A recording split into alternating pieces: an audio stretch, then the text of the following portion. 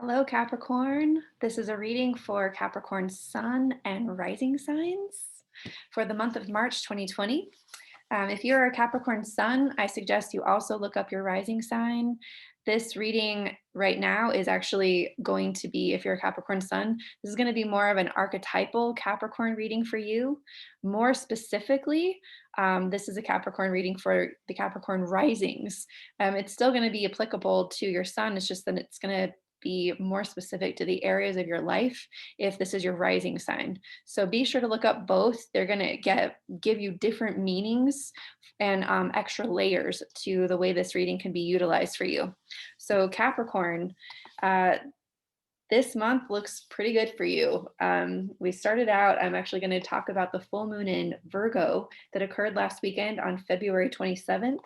This moon showed up in your ninth house. And I'm calling this full moon in Virgo the pearl of great price. So last weekend, I would assume that you experienced some sort of revelation, some sort of a simple, amazing truth that helped you to understand that you being you, fully and completely, unapologetically, absolutely complete and wholly you, is absolutely revealing what life is really about for you and what the juice is really about. And this pearl of great price point is also, it's the thing that is worth the squeeze. So any kind of work that you've been doing to get clear about who you really are, or what's really best for you, or what is really true for you, all of that effort that you've been putting in is worth all of the squeezing and discomfort and um, hard hard experiences you've had to have to become the person that you are, to reveal the true meaning of life and the truth for you. So I want you to keep that in mind, because as we move forward, you're going to need to apply this in your day to day as Mars moves into your sixth house in the sign of Gemini. So Mars has been really giving you some, over the last 2 months, from January to February, it's been moving through Taurus in your fifth house, and it's been breaking up old routines, old like basically you may have felt like you haven't had fun for a really long time and you don't even remember what fun is about.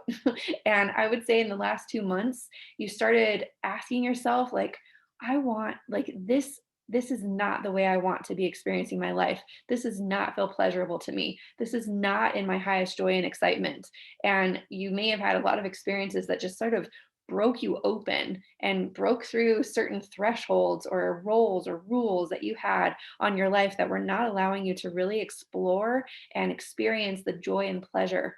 Maybe you had to change some routines. Maybe you needed to, I don't know, say yes and no to different things. Maybe you let go of some things that used to give you temporary pleasure, like addictions, and now you are recognizing that the true nature of your joy comes from something else entirely, and that you're wanting the authentic pleasure, the authentic joy. So now when Mars moves into your sixth house, Mars is asking you to say hell yes and hell no for the things that you need to have in your life. So, I mean, this could be as simple as like saying hell no to coffee, because the temporary stimulation of that coffee is not worth the habitual wear and tear on your adrenal glands. And what you enjoy even more is the vibrancy that comes from having a really healthy body and all of the energy that comes naturally from a different routine, perhaps celery juice or something like that in the morning, that gives you this boost of natural energy that's sustainable, that's natural, and puts you more in line with your congruent true self. So now that Mars is in your sixth house starting March 3rd, you're going to need to really double down on that. You're going to really need to let your preferences for what is best for you, even if it flies in the face of what you used to do in the past or what you used to think was good for you, you are going to feel somatically that this is either a hell no or a hell yes. And know that every single yes decision that you make in your life is planting a seed in your personal temple garden. And every single no that you say in your life is pulling a weed out of that garden. And so be very mindful and be very, very conscious. Be at the forefront of your decision making. Don't let any default decision making happen while we move through this month. Now let's talk about Pisces season for you. The sun is in Pisces now, and we're going to have a new moon in Pisces on March 13th, followed by Mercury's arrival into Pisces on the 15th. So this actually rules the way that you think.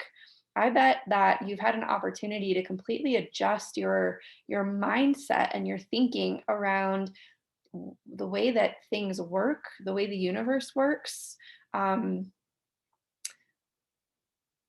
Yeah, I would say even just the way that you think is changing, the way that there's a fluidity to um, your belief system right now, and being receptive to allowing this fluidity to readjust your neural circuits is going to be very, very, very beneficial for you, creating this flexibility for you to not necessarily need to just behave and believe things that you did before. And so this seed that you're planting is a seed for allowing that flexibility in your mind to continue to adjust your worldview to become more congruent with your true nature, and the nature of love.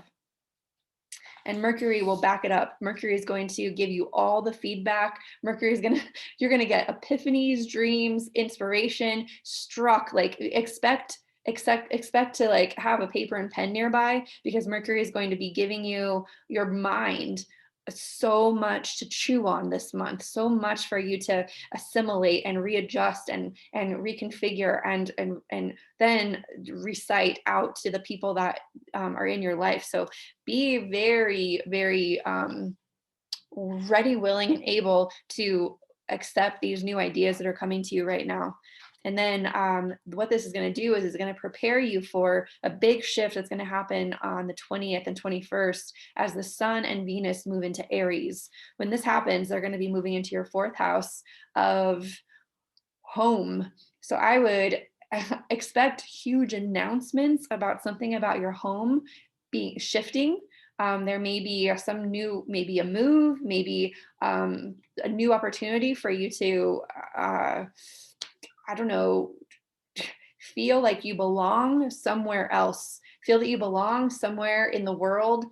It might not even be like a huge shift from where you are now to another place, but it could just be a whole new sensation of belonging, a whole new understanding of where you belong in the world and how you function in your life in a completely different way.